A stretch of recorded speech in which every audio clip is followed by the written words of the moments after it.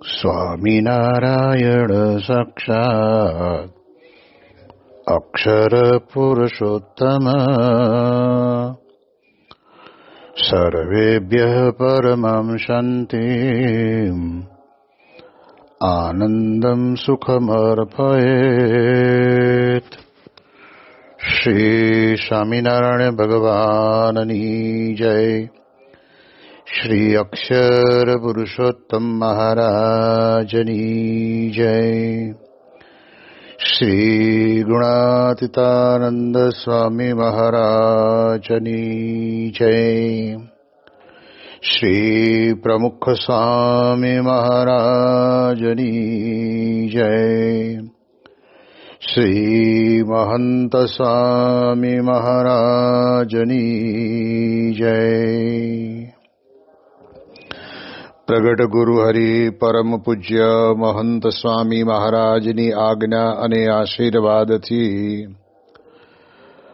આપણે બધાએ નિત્ય પ્રાતઃ કથાનો લાભ લઈ રહ્યા છીએ. આજે આપણા માટે માર્ચ મહિનાની 6ઠી તારીખ અને બુધવારનો મહાપવિત્ર દિવસ છે અને 1177મી સભા થાય છે. અને કહત હૈ સહજાનંદ એ વિષય ઉપર 828મો દિવસ થાય છે. અને આજનો દિવસ એટલે કહેવાય છે કે વિજયા એકાદશી. એકાદશી 12 મહિનાની 24 આવે છે. એની અંદર જુદી જુદી એકાદશીના નામ પણ હોય છે. એટલે આજની એકાદશી મહાવદી એકાદશી, જેને કહેવાય વિજયાદશમી. ભગવાન સ્વામિનારાયણ ગઢડા પ્રથમ પ્રકરણના 56ના વચનામૃતની અંદર વાત કરતા કહે છે કે ભગવાનના 4 પ્રકારના ભક્તોની અંદર જ્ઞાનીને વિશેષ એટલા માટે કહેવામાં આવે છે કે એ બ્રહ્મ સ્વરૂપપણે વર્તે છે અને ભગવાનનો મહિમા યથાર્થપણે જાણે છે. પછી મહારાજ વાત કરે છે કે ભગવાનના સ્વરૂપ વિના બીજી મનમાં કોઈ કામના રહેતી નથી. અને આપણને આ વાત કરીને એમ સમજાવે છે ભગવાન સ્વામિનારાયણ કે એક તો બ્રહ્મ રૂપે આપણે વર્તવું અને પરબ્રહ્મની ભક્તિ કરવી. જેના અંતરની અંદર સંપૂર્ણપણે બ્રહ્મપણાની ભાવના છે, એવો જે ભગવાનનો ભક્ત છે એ ભગવાનનો યથાર્થ મહિમા સમજે છે. યથાર્થ મહિમા એટલે આપણે એટલું સમજવાનું કે ભગવાન સદાય, જેને કહેવાય કે સાકાર કરતા સર્વોપરી દિવ્ય પ્રગટ, આ યથાર્થ મહિમા. આપણને મહારાજે 2 વાત કરેલી છે વચનામૃતની અંદર કે મારી 8 પ્રકારની જે મૂર્તિ અને 9મા સંત, એમાં હું અખંડ રહ્યો છું. જેને ભગવાનનો મહિમા સમજાયો હોય યથાર્થપણે, તો એને મૂર્તિને વિશે પણ ભગવાનના અલૌકિક દર્શનનો આનંદ આવે અને પ્રત્યક્ષ ગુરુરૂપ હરિ એવા જે ગુણાતીત અક્ષર બ્રહ્મ સત્પુરુષ છે એમને વિશે પણ આપણને એમાં ભગવાન સાક્ષાત બિરાજમાન છે એવી ભાવના થાય અને આનંદ આવે. હવે એની અંદર આપણને પહેલી જ વાત કરે છે કે ભગવાન કરતા છે. આ વાત દરેક વ્યક્તિએ પોતાના જીવનની અંદર વિચારવા જેવી છે. ભગવાનનું મંદિર ભાળીને અથવા તો ભગવાનના મંદિર ઉપર શિખર ઉપર ધજાને જોઈને અલોકની અંદર ઘણા બધા મુમુક્ષુઓ એવા હોય છે કે પોતે ત્યાં આગળ ઊભા રહીને ભગવાનને નમસ્કાર કરતા હોય છે. એ વાત સારી છે, પણ આધ્યાત્મિક માર્ગની અંદર ભગવાનનો મહિમા યથાર્થપણે સમજવો એટલે શું? તો દર્શન કરનારને એમ મનમાં રહે ખરું, સારા સંજોગોની અંદર તો એમ દેખાય કે આ મેં કર્યું એટલે થયું,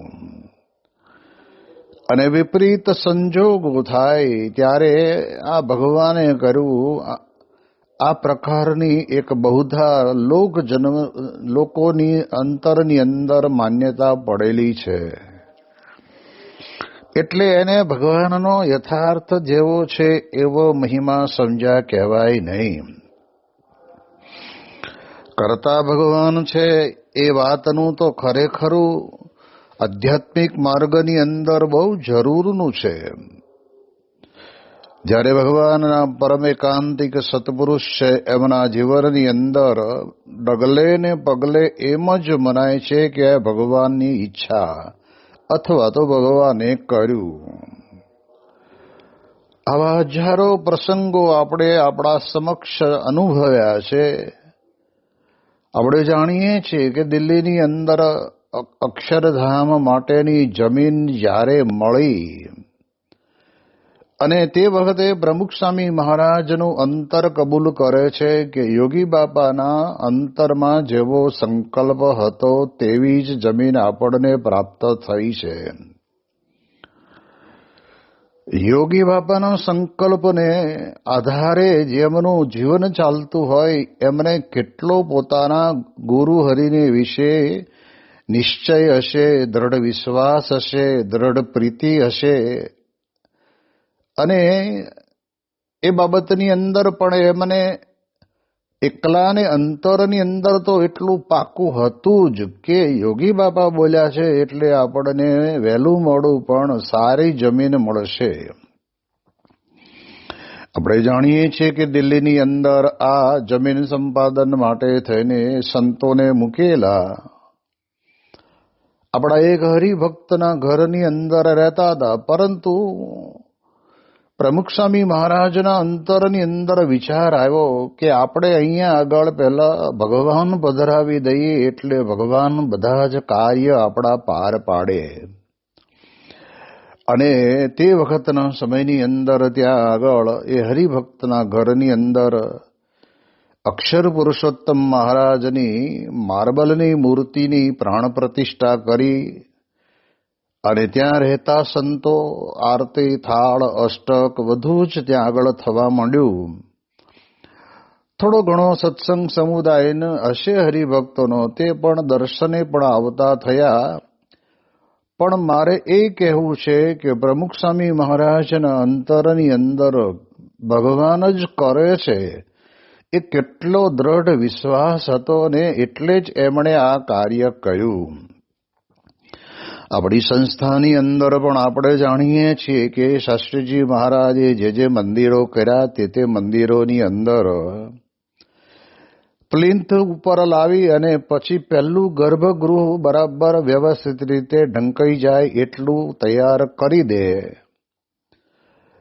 અને તરત જ પ્રતિષ્ઠા કરી નાખે. બીજું તો ઘુમ્મટના કોળીના થાંભલા મૂકવાના ચાલતા હોય, એની ઉપર પાટ મૂકવાના ચાલતા હોય, એની ઉપર છાતિયા મૂકવાનું ચાલતું હોય. આવું કોઈ પણ કામ હોય એ બાકી હોય પછી ચાલ્યા કરે. અને તે વખતના સમયની અંદર પછી મૂર્તિ પધરાવી દે. શાસ્ત્રીજી મહારાજ કહેતા કે આટલું ભગવાન રહે એવું સરસ મજાનું સ્થાન થઈ ગયું છે એટલે આપણે ભગવાનની મૂર્તિ પધરાવી દઈએ, બાકીનું કામ પછી ભગવાન સંભાળે. જે પરંપરા શાસ્ત્રીજી મહારાજના સમયની અંદર હતી એની એ જ પરંપરાની અંદર મુંબઈમાં પણ પ્રમુખ સ્વામી મહારાજે જે દાદરમાં મંદિર કર્યું એ મંદિર પણ એવી જ રીતે કોઠલા તૈયાર થઈ ગયા હતા. એટલે ત્યાં આગળ મંદિરની અંદર મૂર્તિઓ પધરાવી પ્રાણ પ્રતિષ્ઠા કરી દીધી. બાકીનું ઘુમ્મટનું કામ છે, થાંભલાનું કામ, પછી તોરણનું કામ એ બધું ચાલ્યા કર્યું અને લાંબા સમય પછી શિખર પૂરા થયા. ત્યારે પણ બાપા બોલ્યા કે ભગવાન બિરાજમાન થાય એટલે ભગવાન બધા જ કામ સંભાળી લે. આટલી જબરજસ્ત દ્રઢ પ્રતીતિ સત્પુરુષના જીવનની અંદર હોય છે એ પોતે ભલે કદાચ આ લોકની અંદર આપણને એવું દેખાતું કે કરે છે, પણ એ પોતે માને છે એવી રીતે કે ભગવાન જ બધું કામ પાર પાડે છે. એટલે એટલા માટે થઈને અહીંયા આગળ કહે છે કે ભગવાનનો યથાર્થ મહિમા એટલે શું? તો જે મને પ્રત્યક્ષ પ્રમાણ ભગવાન મળ્યા છે એનું જ કર્યું સર્વે થાય છે. અને મહારાજ પણ પોતે બોલ્યા છે કે મારી મરજી વિના રે કોઈથી તરણું નવ તોડાય, એમ મને જાણજો રે મારા આશ્રિત સૌ નરનાર. ભગવાનની મરજી વિના સૂકું પાંદડું પણ હલે એમ નથી. એમ દિલ્હીની અંદર અક્ષરધામનું સર્જન ખૂબ વિશાળ પ્રમાણની અંદર સ્વામીશ્રીના માર્ગદર્શન પ્રમાણે ઝડપભેર ચાલ્યું, એ તો બરાબર છે. પરંતુ સ્વામીશ્રી પોતે પોતાના ઉતારાની અંદર બિરાજમાન હતા ત્યારે સંતો બાપા આરામમાં પધારે ત્યાં સુધીમાં તો અક્ષરધામની જમીનની ઉપર જ્યાં જ્યાં બધા ઘડેલા પથ્થરો પડ્યા હતા એ રાત્રિના અજવાળાની અંદર દેખાતા હશે. અને એ જોતા જોતા જ્યારે સ્વામી બાપાની રૂમની અંદર આવ્યા ત્યારે સ્વામીને કહ્યું કે બાપા, આજ આપનું કામ એટલું બધું મોટું છે ને કે આ બધા પથ્થરો અમે જોઈને આવ્યા, પણ એક વિચાર એવો આવ્યો કે આમનામ જમીન અને પથ્થર સાથે કોઈક વ્યક્તિને આપણે આપી દઈએ એટલે ભાઈ હવે બાકીનું તું પૂરું કરજે, તો એને એટેક આવી જાય.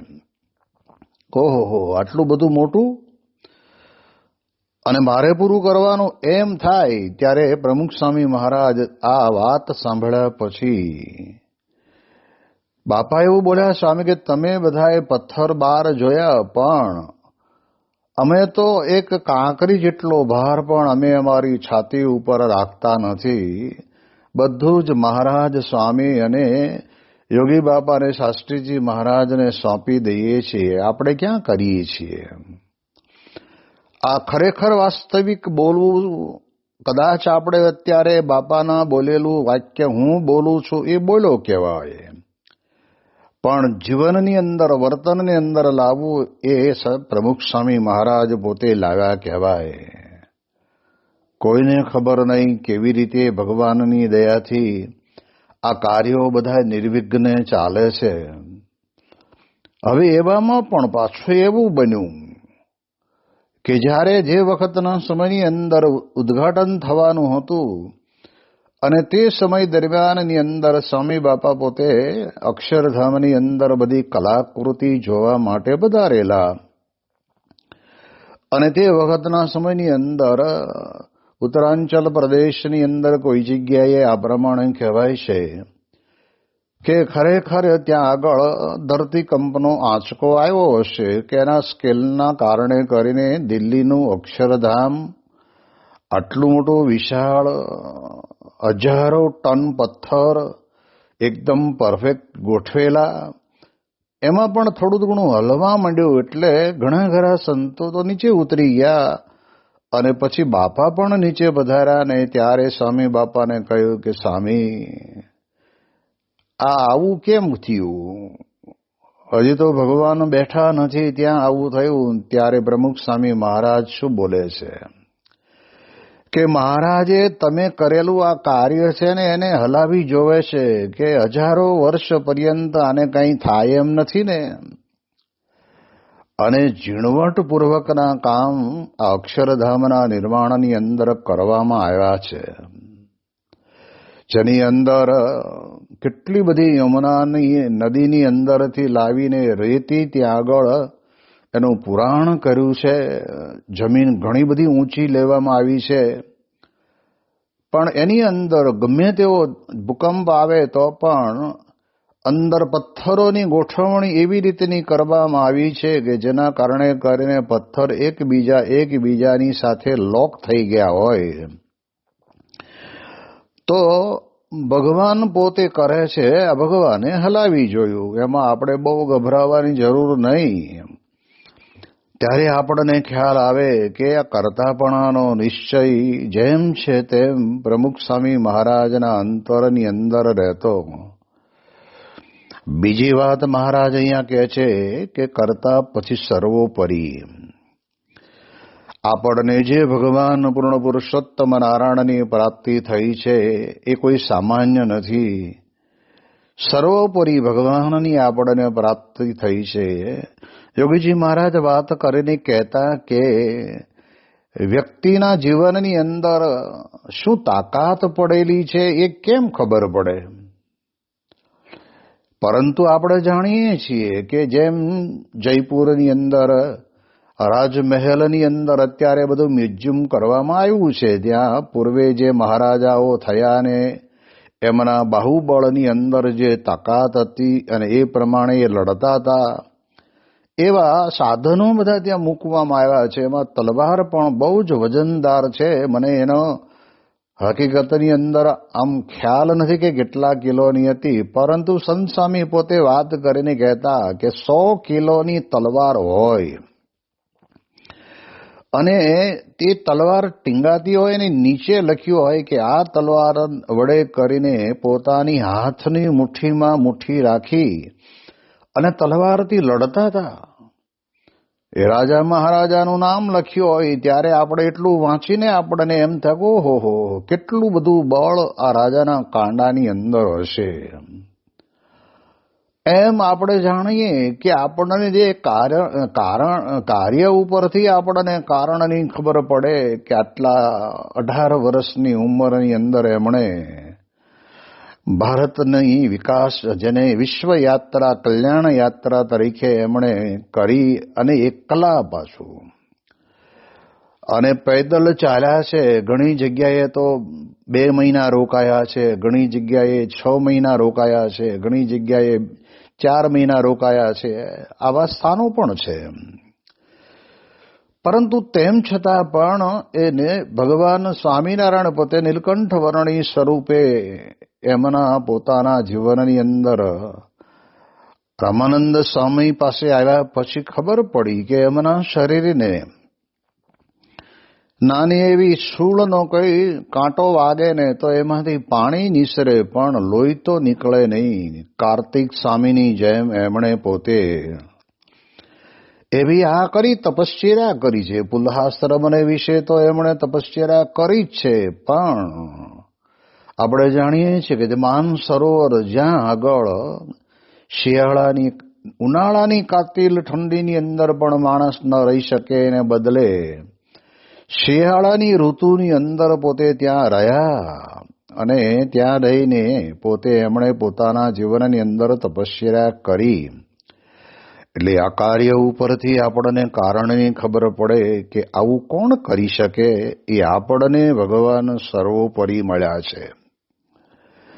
એના પછી આપણે જોઈએ તો એમણે રામાનંદ સ્વામી પોતે ધામની અંદર વધાર્યા પછી 14મા દિવસથી જ એમણે એક એવો અદ્ભુત મંત્ર આપ્યો, સ્વામી રૂપ બનીને નારાયણનું ભજન કરવું, જેને બ્રહ્મ સ્વરૂપ શાસ્ત્રીજી મહારાજે પોતે ગીતાની અંદર અક્ષર યોગ અને પુરુષોત્તમ યોગ બંને અલગ અલગ જગ્યાએ પડેલા છે, પણ બેને ભેગા કર્યા અને ભેગા કરીને અક્ષરે સહિત અક્ષર રૂપ બનીને પુરુષોત્તમની ઉપાસના કરવી. સિદ્ધાંત તો આપણો હિન્દુ સનાતન ધર્મનો જ સિદ્ધાંત છે, વૈદિક સિદ્ધાંત છે. એ સિદ્ધાંતને જ આધારે શાસ્ત્રીજી મહારાજે આ કાર્યો કર્યા એ આપણને ખબર પડે. તો આવી રીતે સ્વામિનારાયણ મંત્ર આપ્યા પછી ભગવાન સ્વામિનારાયણના કેટલા વિરાટ કાર્યો, કામ કલ્પના બહારની વાત છે. ગઢડાની અંદર તો મહારાજ ઘણું રહ્યા, વડતાલમાં રહ્યા, સારંગપુરમાં રહ્યા, કારિયાણીમાં રહ્યા, લોયામાં રહ્યા, પંચાળામાં પણ રહ્યા. પણ મહારાજ પોતે આ બધું વિચરણ કરતા કરતા પણ 32 વખત કરજીસણ જેવા નાના ગામની અંદર પણ મહારાજ પધાર્યા છે.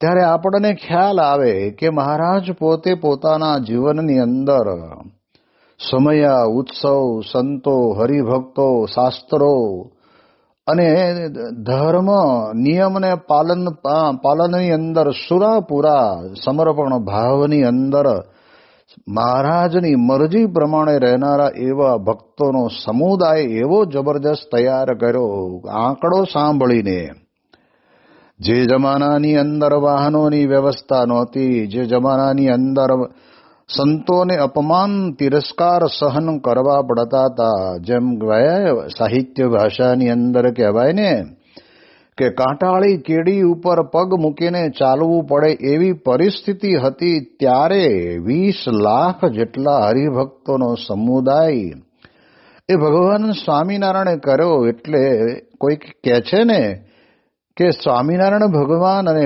પ્રમુખ સ્વામી મહારાજે મંદિરો તો બહુ કર્યા, પણ મંદિરની અંદર આવનાર વર્ગ ઉભો કર્યો ને બહુ મહત્વની બાબત છે. જેમ આપણે જાણીએ છીએ કે જેને માથાની અંદર વાળ ન હોય અને એવી પ્રકારનો કોઈ દેશ હોય કે જેને વાળ જ ન ઉગે, એ પ્રકારના માણસો રહેતા હોય અને ત્યાં જઈને તમે માથું ઓળવા માટેનો કાચકો એ વેચી આવો ને તો તમે સાચા સેલ્સમેન કહેવાઓ. ત્યારે આપણને ખબર પડે એમ સ્વામી કે એ એવો કપરો સંજોગ હતો કે માણસે માણસના મનની અંદર અધર્મની એવી પરિભાષા પરિણમી હતી કે જેના કારણે કરીને દારૂ, માંસાહાર, ચોરી, વ્યભિચાર આ બધું ચારે બાજુ લૂંટફાટ ચાલતી હતી. અને એની અંદર લૂંટફાટ કરનારા પોતપોતાના જીવનની અંદર એ પ્રમાણે કહેવાય છે કે જલસા કરતા હતા, ગરીબ લોકો પરેશાન થતા હતા. એવા સમયમાં ભગવાન સ્વામિનારાયણે કેવું કામ કર્યું? આ તો અનાદિકાળનો ચાલ્યો આવતો રસ્તો છે કે અસુરો પણ આ લોકની અંદર આવે અને જેને કહેવાય ભગવાનના ભક્તો પણ આવે. આપણે જેમ ખેતરની અંદર બિયારણ વાવીએ છીએ ત્યારે એમાં બિયારણ પણ ઉગે અને સાથે ઘાસ પણ ઉગે. પણ આપણે જાણીએ છીએ કે ઘાસને આપણે આપણી રીતે ખેડૂતની રીતે ન્યાય કરીને એને આપણે નીંદી નાખીએ એટલે વાંધો ન આવે. એમ ભગવાનને પણ સમય પ્રમાણે એ પ્રમાણે નિકંદન કરવું પડતું હતું અને કૃષ્ણ ભગવાને પોતે કર્યું પણ ખરું. પરંતુ ભગવાન સ્વામિનારાયણ એમના કાર્યથી એટલા સમાજની અંદર લોકો પ્રભાવિત થયા કે કોઈ પણ દુશ્મન કહેતા કે કોઈ પણ કુસંસ્કારી વ્યક્તિ હોય અથવા વ્યભિચારી વ્યક્તિ હોય તો એનો જેને કહેવાય ને કે એને મારીને એનામાં રહેલો વ્યભિચાર નથી છોડાયો, પણ એને સમજણપૂર્વક સમજાવીને માણસને માણસ બનાવીને ભગવાનની ભક્તિ કરતા કર્યા છે ને એક કામ અતિ અદ્ભુત અને અતિ મોટું કામ. જો કે કૃષ્ણ ભગવાનના વખતમાં, રામચંદ્ર ભગવાનના વખતમાં જે અસુરો બનીને આવેલા હતા એને મારવા માટે ભગવાનને પ્રગટ થવું પડ્યું હતું. એ વાત આપણે શાસ્ત્રોના ઇતિહાસ પ્રમાણે જાણીએ છીએ. પણ પૂર્ણ પુરુષોત્તમ નારાયણ ભગવાન સ્વામિનારાયણે પોતે વ્યક્તિને મારવાને બદલે વ્યક્તિનું જીવનને બદલી નાખ્યું. જીવનની અંદર એને ભગવાનની ભક્તિ કરતા કરી દીધા. આપણે જાણીએ છીએ કે ભગવાન સ્વામિનારાયણની સેવાની અંદર પણ આપણે ગલુજી પણ રહેતા હતા અને મિયાજી પણ રહેતા હતા. હિન્દુ ને મુસ્લિમ બે સેવક ભગવાન સ્વામિનારાયણની જોડે 18 વર્ણની અંદર ભગવાન સ્વામિનારાયણે પોતે આ પોતાના જીવન દ્વારા જીવન પરિશુદ્ધિનો યજ્ઞ શરૂ કરેલો એ જોઈને અંગ્રેજ અમલદારો નડિયાદની અંદર જોઈને બોલી ગયા કે જે એક જ વ્યક્તિના ઈશારા ઉપર તમે બધાય જુદા જુદા વર્ણના છો છતાં પણ એક સાથે રહો છો ને, એ જ ભગવાન સ્વામિનારાયણનું ભગવાનપણું દેખાઈ આવે છે. ત્યારે આપણે વિચાર એ કરવાનો કે જીવનની અંદર એ ભગવાન સ્વામિનારાયણના કાર્યથી આપણને ખબર પડે. અરે પરમહંસો બનાવ્યા, પણ કેવા પરમહંસો કે જે પરમહંસોને ભગવાન સ્વામિનારાયણે ખરેખર જીવનની અંદર ભગવાનમાં જોડી દીધા. ઐશ્વર્ય સંપન્ન ત્યાગ તપસ્યા સાધના એને કરીને પોતાના જીવનની અંદર જેને કહેવાય ને કે સંયમ કોઈ પણ વ્યક્તિ રાખે ને એ રાખનાર વ્યક્તિની અંતરની અંદર એવી આધ્યાત્મિક ઉર્જા ઉત્પન્ન થતી હોય છે અને એ આધ્યાત્મિક ઉર્જાના કારણે કરીને એ વ્યક્તિના જીવનની અંદર ભગવાન જેવા ઐશ્વર્યને પામતા હોય છે. આપણે જાણીએ છીએ કે એક મચ્છર જેવું મચ્છર આમ ઉડતું હોય ને એને પકડીને બોટાદની અંદર મરી ગયેલી ઘોડીના કાનમાં નાખે અને હણહણતી ઘોડી બેઠી થઈ જાય. આવું તો એમના શિષ્યોની અંદર સુંદરિયાણાની અંદર હિમરાજ શાહ પોતે રે બહુ જ સારા વૈદ્ય હતા. ગોપાળાનંદ સ્વામી પોતે ત્યાં ગયા. એમના દીકરાઓ સત્સંગી એટલે સ્વામી કીધું કે તમારા પિતાજીને બોલાવો અને ત્યારે જ દીકરાઓએ કહ્યું કે સ્વામી નહીં આવે. એ પોતે પોતાના જે કંઈ મનની અંદર નક્કી કર્યું છે એ પ્રમાણે એની નિષ્ઠામાં એ ફેરફાર નહીં કરે. માટે ત્યારે ગોપાળાનંદ સ્વામી કે તમે એક કામ કરો, એમને એટલું તો કહેજો કે અમારા સ્વામી બીમાર પડ્યા છે તો જરા નાડ જોવા તો આવે.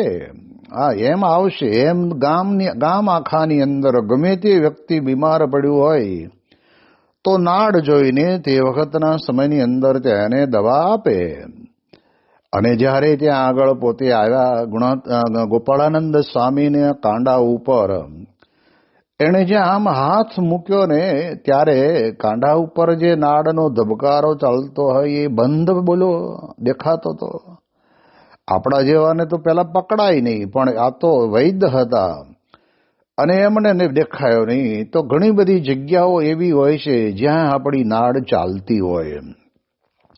એ પગની પિંડી ઉપર ચાલે, કાનની બાજુમાં ચાલે, ગળાની બાજુમાં ચાલે, આવું કોઈક હોય છે. એ બધી જગ્યાએ હાથ મૂકી જોયો પણ કોઈ જગ્યાએ એને નાડ પકડાણી નહીં. અને છતાંય ગોપાળાનંદ સ્વામી તો પોતે એ હિમરાજ શાહની સાથે વાતો કરે.